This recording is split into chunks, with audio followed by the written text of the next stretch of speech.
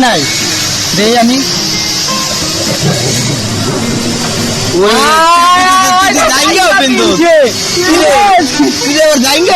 না মুসলমানি করাই নাই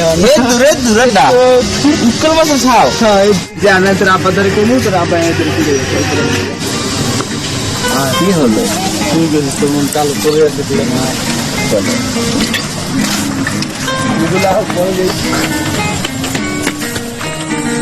বললো কি করো